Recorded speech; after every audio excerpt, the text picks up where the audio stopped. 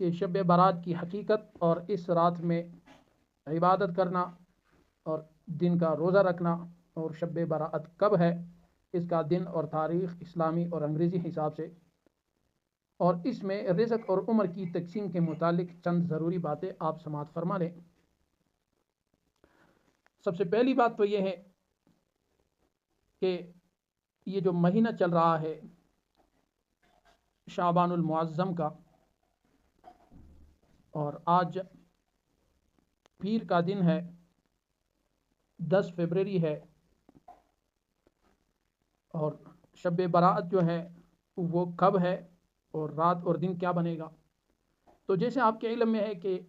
اسلامی دن جو ہے وہ رات سے شروع ہوتی ہے، یعنی پہلے مغرب کے بعد جیسے ہی مغرب ہو تو اسلامی رات سے اس دن کا آغاز ہوا، پھر اگلا دن جو ہے وہ اسی رات کے ساتھ مل کر ایک مکمل دن بن جاتا ہے۔ اور ہماری تاریخ کے مطابق جیسے کہ آج 10 فروری ہے تو 13 فروری کو جمعرات کا دن ہوگا، اور اگلا دن جو 14 فروری ہے، اس 13 اور 14 فروری کے درمیان میں جو رات ہے، اس درمیانی رات کو شب برات کہا جاتا ہے۔ اور اس رات میں عبادت کرنا اور دن کو روزہ رکھنا، یہ دوسرا سوال۔ حضرت عائشہ صدیقہ رضی اللہ عنہ فرماتی ہے کہ جناب نبی کریم صلی اللہ علیہ وآلہ وسلم نے فرمایا کہ شعبان کی 15ویں رات آپ صلی اللہ علیہ وسلم نے فرمایا کہ اس رات میں اللہ تبارک و تعالی دنیا پر نزول فرماتے ہیں، یعنی دنیاوی اسمان پر، اور قبیلہ بنی کلب کے بکریوں کے بالوں کی تعداد سے بھی زیادہ گناہ گاروں کی بخشش فرماتے ہیں۔ یعنی عرب میں ایک مشہور قبیلہ ہے، بہت بڑا قبیلہ ہے، اس قبیلے کا نام ہے بنی کلب۔ تو قبیلہ بنی کلب کی جتنی بکریاں ہیں، ان بکریوں کے جسم پر ان کے جتنے بال ہیں، ان بالوں کے بمقدار اللہ پاک ایک ایک جہنم سے گناہگار کو آزاد کر دیتا ہے اور اس کی بخشش فرماتے ہیں۔ اور اسی رات کے بارے میں ایک حدیث میں یہ بھی ہے کہ اس سال پیدا ہونے والے ہر بچے کا نام بھی لکھ دیا جاتا ہے، اور اس رات میں اس سال مرنے والے ہر آدمی کا نام بھی لکھ دیا جاتا ہے، اور اس رات میں تمہارے اعمال اٹھائے جاتے ہیں اور تمہارا رزق اتارا جاتا ہے۔ ایک اور حدیث میں ہے کہ تمام مخلوق کی اس رات میں مغفرت کی جاتی ہے، سوائے 7 لوگوں کے جن کی مغفرت اس رات بھی نہیں ہوتی، حالانکہ یہ مغفرت والی رات ہے، قیمتی رات ہے۔ پہلا مشرک کی اس رات مغفرت نہیں ہوتی، والدین کا نافرمان اس کی بھی مغفرت نہیں ہوتی، کینہ پرور مطلب جو دل میں بغض اور کینہ رکھے۔ نمبر 4 شرابی جو شراب پینے کا عادی ہو۔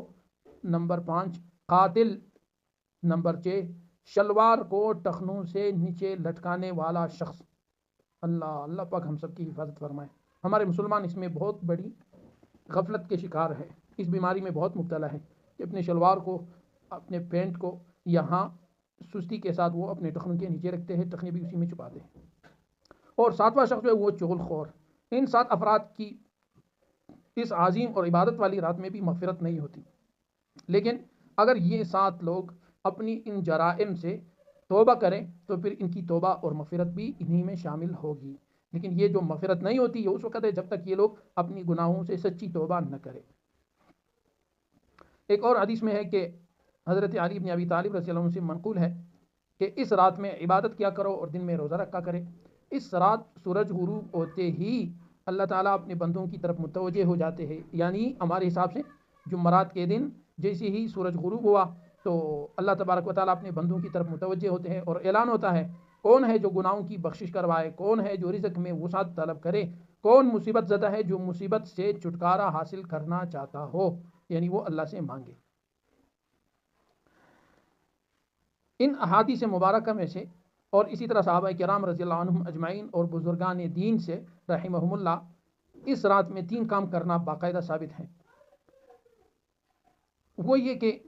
قبرستان جا کر مردوں کے لیے ایصال ثواب اور مغفرت کی دعا کی جائے، لیکن یہ بات بھی یاد رکھیں کہ جناب نبی کریم صلی اللہ علیہ وسلم پوری زندگی میں اپنی ساری حیات طیبہ میں صرف ایک مرتبہ شب برات کی رات میں جنت البقیع جانا آپ سے ثابت ہے۔ اس لیے تو اگر کوئی شخص زندگی میں ایک مرتبہ بھی اتباع سنت کی نیت سے چلا جائے تو اجر و ثواب کا باعث ہے، لیکن یہ بدعات، پھول پتیاں، چادر چڑھانا اور چراغاں کا اہتمام کرنا، روشنیوں کا، اور ہر سال جانے کو لازم سمجھنا، اس کو شب بارات کے ارکان میں داخل کرنا یہ بالکل ٹھیک نہیں بلکہ یہ بدعت ہے، اس سے دور رہنا چاہیے۔ اور اگر ہم اس طرح ماحول بنائیں گے تو ہماری اگلی نسل اس کو لازمی سمجھیں گے، اور جو چیز جناب نبی کریم صلی اللہ علیہ وسلم سے جس درجے میں ثابت ہے اس کو اسی درجے میں رکھنا چاہیے۔ اس کا نام اتباع اور دین ہے، اس سے آگے بڑھ جانا یہ بدعت میں شمار ہو جاتا ہے جو انسان کے لیے وبال بنتا ہے۔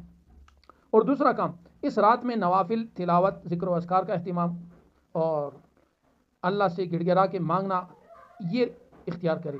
لیکن یہ واضح رہے کہ نفل ایک ایسی عبادت ہے جس میں تنہائی مطلوب ہوتی ہے، یہ خلوت کی عبادت ہے۔ یہ نفل اس کے ذریعے انسان اللہ کے قریب ہو جاتا ہے اور اللہ کی قربت حاصل کرنا چاہتا ہے، لہٰذا نوافل وغیرہ جو ہے وہ اس کے لیے اصول یہ ہے کہ وہ تنہائی میں اپنے گھر میں کسی کونے میں اس کو ادا کرے اور اس موقع کو غنیمت جانے۔ نوافل کی جماعت کرنا اور مخصوص طریقے پر شب برات کا نماز باجماعت، انفرادی، اجتماعی مخصوص طریقوں سے اپنانا یہ درست نہیں ہے، یہ دین میں اپنی طرف سے باتیں بنانے والی باتیں ہیں۔ اور یہ فضیلت والی راتیں جو ہے اس میں شور اور شغب اور اسی طرح میلے اور اجتماع منعقد کرنے کی یہ راتیں نہیں ہے، نہ ان میں لوگوں کو جمع کرنا ہے کہ اپنے رشتہ داروں کو بلاؤ، اپنی بیٹیوں کو بلاؤ اور اپنے دوستوں کو بلاؤ، بلکہ شب برات کی جو روح اور حقیقت ہے وہ یہ ہے کہ گوشہ تنہائی میں بیٹھ کر اپنے اللہ میاں سے تعلقات قائم کرنا، اپنے اللہ سے صلح کرنا، اپنے اللہ سے معافی مانگنا، ان کے لیے یہ سب سے بہترین اور قیمتی لمحات ہے، لہٰذا ان کو ضائع ہونے سے بچا لیں۔ اور تیسرا کام، دن میں روزہ رکھنا بھی اس دن مستحب ہے۔ اس کے بارے میں ایک تو حضرت علی بن ابی طالب رضی اللہ عنہ سے روایت ہے، اور دوسرا یہ بھی ہے کہ جناب نبی کریم صلی اللہ علیہ وسلم ہر اسلامی ماہ کے 3 دن یعنی 13، 14، 15 جس کو ہم ایام 20 کہتے ہیں، ان روزوں کا اہتمام فرماتے تھے۔ تو چونکہ یہ بھی 15ویں ہے تو اس لیے اگر اس نیت سے رکھے تب بھی وہ سنت پوری ہو جائے گی، اگر شب براءت کی نیت سے ہو تو پھر علی بن ابی طالب رضی اللہ عنہ کی روایت کے مطابق ہوگی، لہٰذا اس نیت سے روزہ رکھا جائے تو وہ روزہ ثواب اور اجر کا باعث ضرور ہوگا۔ باقی خرافات، اس رات میں پٹاخے بجانا، آتش بازی کرنا اور حلوے وغیرہ کا رسم کا اہتمام کرنا، یہ سارے خرافات دین میں ہے اور اسراف میں ہے، اپنی بھی نقصان ہے، دنیا کا بھی نقصان ہے، اور معاشرے میں ایک بدعت پھیلانے کا بھی نقصان ہے جس کا وبال دنیا میں بھی انسان پر پڑتا ہے، ان کی جان میں بھی، ان کی اولاد میں بھی، ان کی جائیداد میں بھی، اور اسی طرح شیطان جو ہے وہ ان فضولیات میں انسان کو مشغول کر کے اللہ تبارک و تعالیٰ کی مغفرت اور عبادت سے محروم کر دینا چاہتا ہے، اور یہی شیطان کا اصل مقصد ہے کہ آپ کو شب براءت کے لیے جاگا بھی، اس شیطان نے آپ کو جاگنے بھی دیا کہ چلو جاگو عبادت کرو، لیکن ساتھ ساتھ وہ خرافات میں اور مختلف ایسی چیزوں میں جو بالکل فضولیات ہیں ان میں آپ کو مشغول کر کے آپ کی جو اصل روح اور مقصد ہے وہ ہے اللہ سے قرب اور اللہ کی عبادت اور اللہ سے مغفرت مانگنا، ان میں شیطان آپ کو ضائع کر دیتا ہے، وہ چیزیں آپ سے بلا دیتا ہے۔ اور یہ بھی یاد رکھیں کہ کسی بھی حال میں اس رات کی فضیلت جو ہے وہ دوسری عام راتوں جیسی نہیں ہے بلکہ اس میں زیادہ فضیلت ہے، اور سلف صالحین اکابر علماء نے اس رات کی فضیلت سے بہت زیادہ فائدہ اٹھایا ہے، اللہ پاک ہمیں بھی نصیب فرمائے۔ لیکن یاد رکھنا جن لوگوں کی اس میں مغفرت نہیں ہوتی وہ لوگ جو ہے وہ احتیاط کے طور پر، اب کسی کو کیا پتہ کہ کون کس درجے پر ہے، لیکن احتیاط یہی ہے کہ اس میں سچی توبہ ہم سب کریں تاکہ خدا نخواستہ ہمیں پتہ بھی نہ ہو ہم انہی لوگوں میں